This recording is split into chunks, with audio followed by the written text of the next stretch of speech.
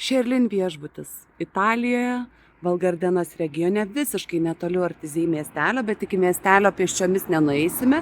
Miestelis į viešbučio kairę. Labai fainas, labai geras ir labai rekomenduotinas, tikrai praėjo mano filtrą.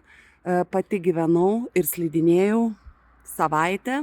Priešais viešbutį matot labai puikiai stotelės, viena važiuoja į vieną pusę, kita į Valgardeną, labai aiškus grafikas, autobusai modernus, nauji, šilti, patogus.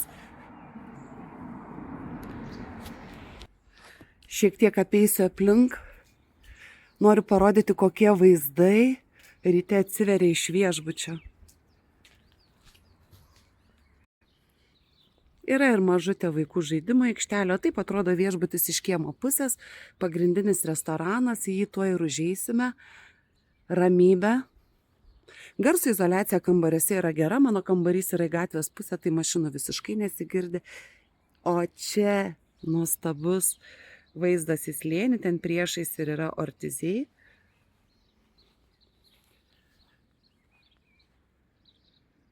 Kaip matote, viešbutis turi parkingą, o autobusas iš čia važiuoja tiek į vieną pusę, tiek į kitą, 172 numeris. Per 10 minučių jūs pasiekėte Ortizei miestelio, o mes tuo tarpu užeiname į viešbutį. Viešbutį valdo šeima ir iškart jaučiasi kokybė. Mažutė registratūra, bet mes čia ir neužsibūname. Viena restorano salė su kerinčiais vaizdais ir kita salė, čia yra ir viešbučio baras. Vakare žmonės čia susirenka, tiesiog bendrauja po vakarienę, žaidžia stalo žaidimus. Šerlinos apgyvendinimo tipas Šerlinė yra pusryčiai vakarienės.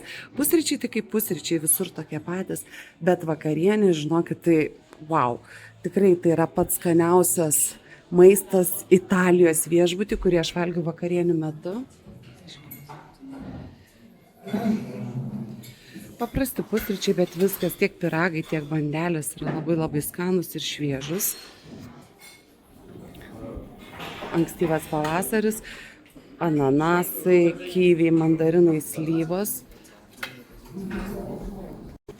Mano mėgstamiausias desertas varškė su uogienės nerealios, viskas, kas čia yra nerealu. Ir va sausi pusryčiai yra vau, ne šiaip kažkokie dribsniai, bet netgi džiovintų vaisių riešutų mišinys. Ir čia pagrindinė salė ir mes pusryčiaujam štai su tokiais vaizdais. Nusileidžiame -1 aukštą.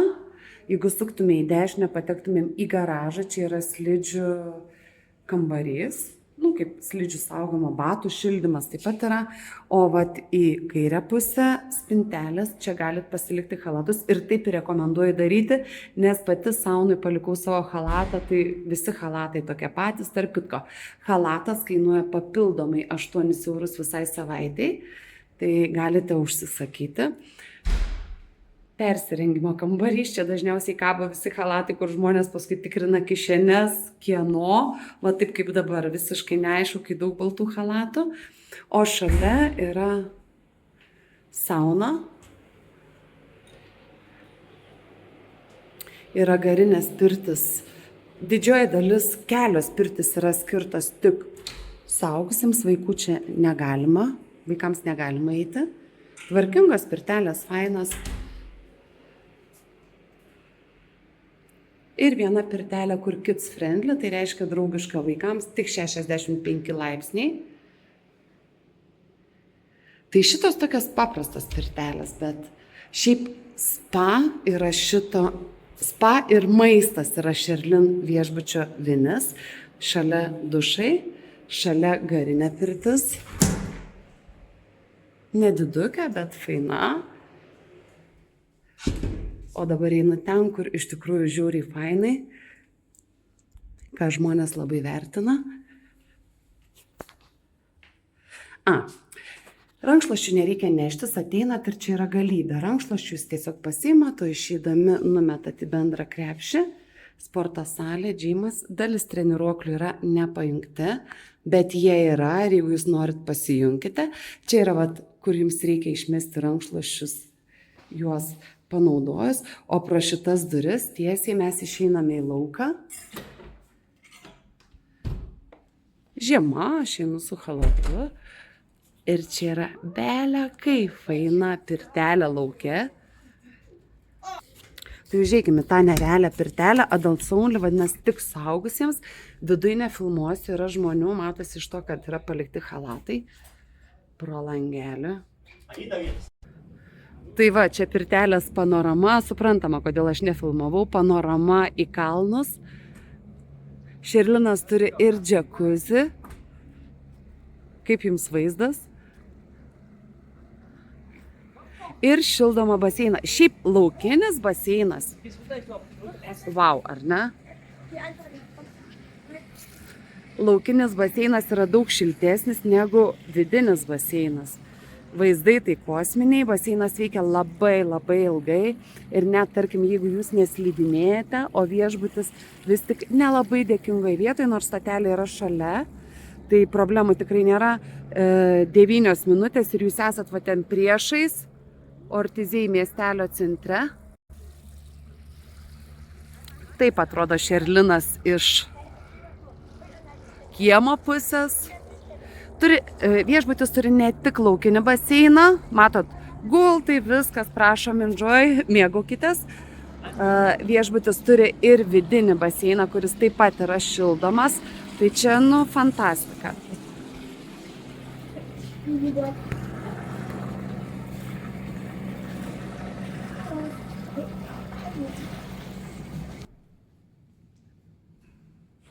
Visur tylu, ramu. Gražus gultai. Tai kaip ir minėjau, viešbučio didžiausi pliusai, aidas didelis, didžiausi pliusai yra išskirtinai geras maistas, iš tikrųjų įspūdingas maistas, ne taip kaip aš vadinu valgomas, bet labai geras maistas, labai geras aptarnavimas, jaukus kambariai, šalia autobuso stotelė į geriausias Elorondos trasas ir va tokie nuostabus kalnų vaizdai. Pažiūrėkim, kaip atrodo Šerlin viešbučio standartinis paprasčiausias kambarys. Čia ne panorama view, kambarys, kur aš praleisiu savaitę. Oho, wow. Labai skaniai kvepia, labai jaukus, matau, kad labai jaukus, šviesus, visiškai renovuotas, nors viešbutis nepažymi, kad renovacija buvo dabar nesenai. Vonios kambarys yra ir bide, klozetas, šviesus, skaniai kvepia.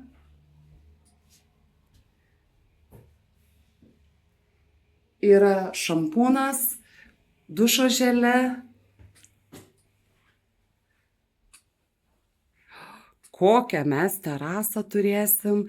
Aišku, vaizdai ne visai į kalnus, bet o vaikeli, ir šita terasa yra vien tik tai mums. Dabar yra kovo pradžia, tai sniego mažiau, bet va, šalia yra autobuso stotelė, galima nuvažiuoti tai ir į Ortizei pusę, ir ten persėsti į Santa Kristiną, iš kur yra į Selarondą keltuvas, arba į kitą pusę. Labai fainai, grįžtu į savo kambarį iš savo milžiniškos terasos.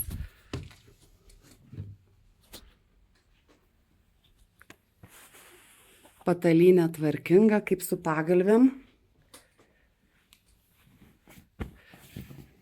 Pagalvės, sakyčiau, taip, nėra minkštutės, bet negumbuotos. Jaukus, fainas kambarys, viskas tikrai labai gerai. O jei į kambarį įsijunkime televizorių, pultelis yra prie televizoriaus ir čia yra visa informacija, kada kas kur veikia, kada galim nuvažiuoti. Elektroniniu paštu, jau kaip ir minėjau, atsiunčia mūsų nemokamus bilietus, rodo šiandien, rytojaus, porytojaus orus. Visa reikalinga jums regiono ir slidinėjimo informacija yra va šitam televizoriui.